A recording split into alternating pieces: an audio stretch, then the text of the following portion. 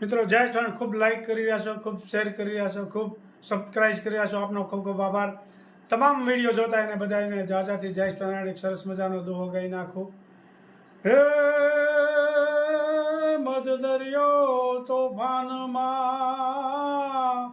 અને મારું હૈયો રહે નહીં હાથ.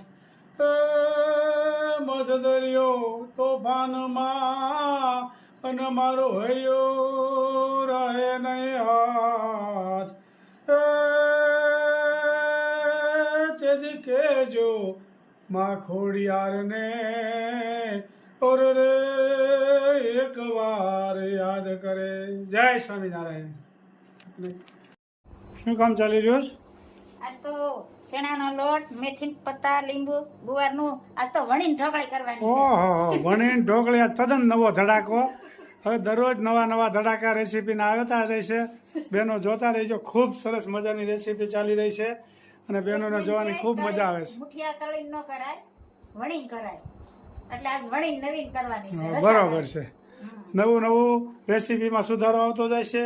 બહેનો પણ નવું નવું કોમેન્ટ કરે છે એટલે સરસ મજાની રસોઈ પણ છો. અને બહેનોને ખાસ વિનંતી છે કે દરરોજ કોમેન્ટ નવી નવી કરજો એટલે મારે જમવામાં સારું રહે દરરોજ. જો કે આમ તો સારું જ છે, વાંધો નથી, પણ છતાં નવું નવું કરે તો નવું નવું રોજ બને ને. એમ નવું નવું બને ને. આમાં નિમક થોડુંક નાખવાનું, હળદર, ચટણી અને ધાણા જીરું અને થોડુંક તેલ અને લીંબુ નીસોવાનું. કે તમે લીંબુ નાખતા ભૂલી ગયા હતા. ધ્યાન હશે. એટલે લીંબુ નીસોયું છે, તેથી લીંબુ નાખ્યું પછી આપણે ઉપરથી નાખ્યું હતું. તમારે ઉપરથી તો જોઈ લીંબુ નાખવા. લીંબુ તો બેનો કેટલો ખાસ જો વિડીયો જોવે છે એ જોવાનો છે. જો એને ખ્યાલ આવી ગયો, આપણે ભૂલી ગયા હતા તો. એટલે કે વણીને બનાવજો. એટલે આ વખતે આપણે ગુવારનું શાક કરવું છે ને તો વણીને બનાવીએ. તેલમાં લોટ બાંધવાનો, પછી થોડુંક પાણી નાખવાનું. નવો ધડાકો છે આજનો રેસીપીનો. આજ વણીને બનાવવાની છે. ગુવારનું ને 2 દિવસ પહેલા તો એનું હા, છે ગુવાર. પણ આમાં જે આઈટમ જે બને છે ગોળીની એ બદલી ને, ઈ બદલી આજ વણીને કરવાની છે. ખૂબ સરસ મજાનું 3-4 દિવસ પહેલા શાક બન્યું હતું. આજે એ કરતા એની સાઈડ કાપશે એવું લાગે છે. આજ બેન કે વણીને કરવાની છે. હવે શાકમાં નવી નવી રોજ સાઈડ કાપતી જાય છે. ઓલી વખતે 100 ની સ્પીડમાં હતું શાક, આ વખતે 120 ની સ્પીડમાં. 120 ની સ્પીડમાં. બેનો તો પછી એમ નહીં કે અમે 125 ની સ્પીડમાં કરીએ છીએ. તમે 20 કરો છો, તમે 25 કરીએ ને એમ કહે ને પછી. એટલે સ્પીડ વધતી જાય છે રોજ રોજ. હવે આ કેટલી સ્પીડ જો ધીમે ધીમે પૂછશે એનું કઈ કહી ન શકાય અત્યારે. ખૂબ સરસ મજાનું બની રહ્યું છે. નવી રેસીપી ગુવારના શાકની, તદ્દન નવી રેસીપી. ઢોકળી કરીને વણીને કરવાની છે. પાટલીમાં વણીને વઘારી પછી વણીને ઉપર મૂકવાની છે.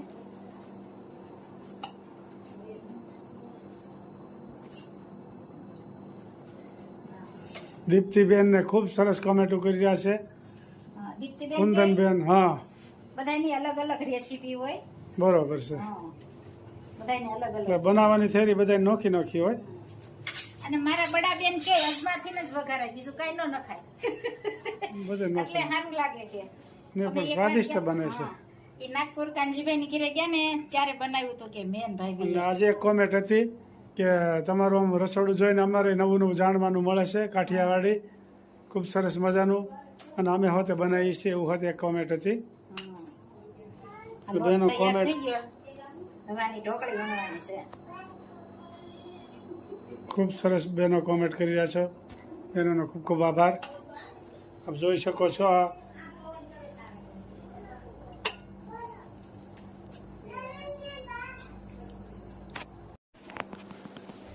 શાક વઘારાય છે. સરસ મજાનું તૈયારી થવા મળી. હવે તેલ મૂક્યું છે અને અજમા.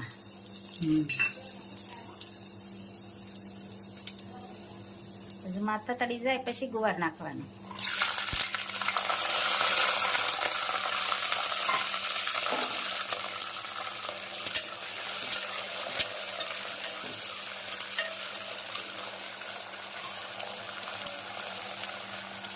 પછી હળદર, ચટણી અને ધાણા જીરું અને નિમક.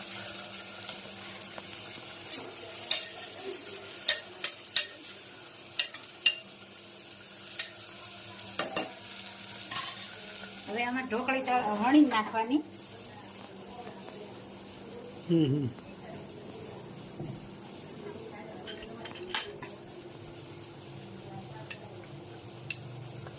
આ નવી સિસ્ટમ છે.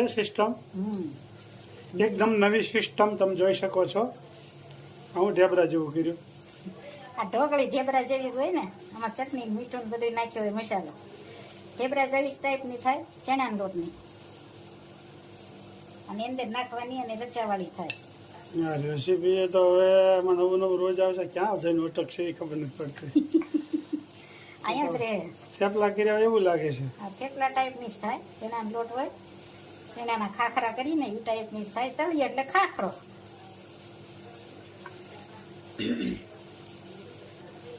પછી આને શું કરવાનું? તળવાનું? અને આને આમ નાખી દેવાની કટકા કરીને.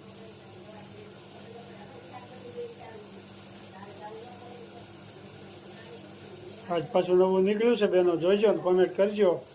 આ રીતનું હોય, બીજી રીતનું હોય, પાછું ગુવારનું શાક કરશો તો પાછું બીજી રીત અને હવે બતાવશો. આમાં કાંઈ ફેરફાર થવાનો હોય કોઈ કોમેન્ટ કરીને જણાવજો, એટલે આમાંથી પાછો ફેરફાર કરશું.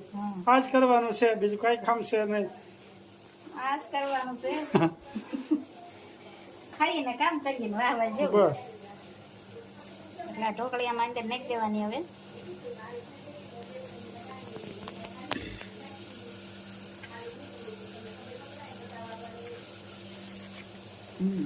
ત્યાં ઢોકળી અંદર નાખી દેવાની. બરોબર. અને પછી થોડુંક પાણી નાખવાનું એટલે રસાવાળી થાય.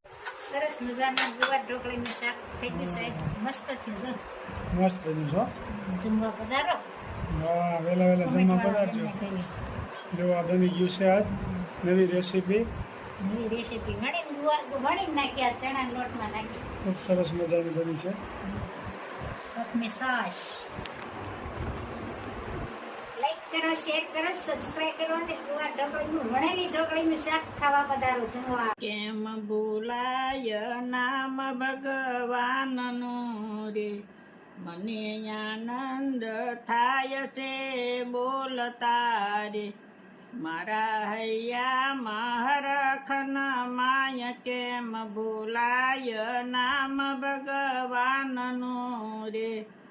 એને સૃષ્ટિમાં મુજને મોકલ્યો રે, વળી દીધો મનુષ્ય અવતાર. કેમ ભૂલાય નામ ભગવાનનું રે.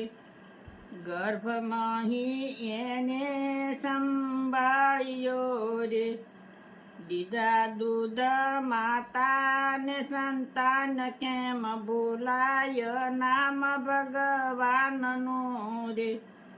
મને બુદ્ધિ ને બળ બહુ આપ્યા રે, દીધી સંપત્તિ માં પણ શ્રેષ્ઠ. કેમ ભૂલાય નામ ભગવાનનું રે.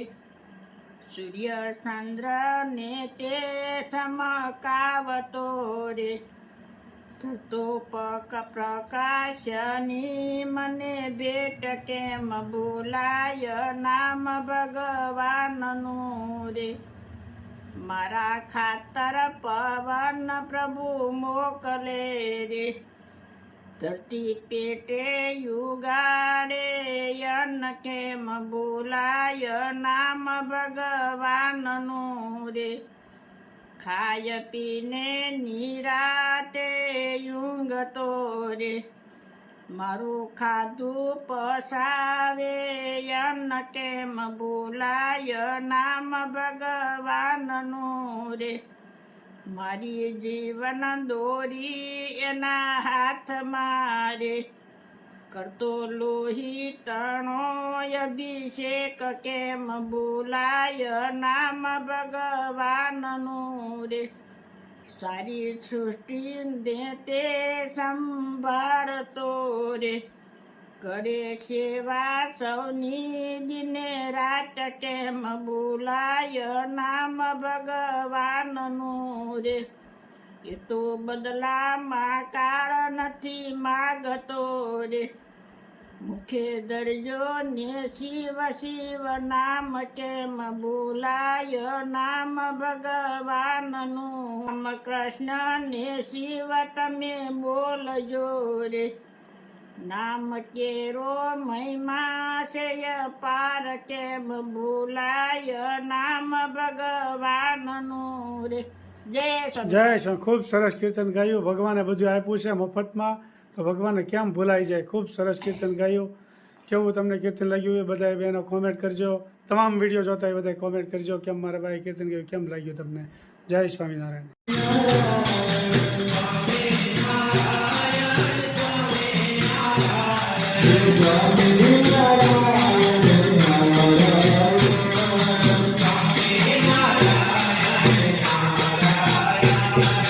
Hare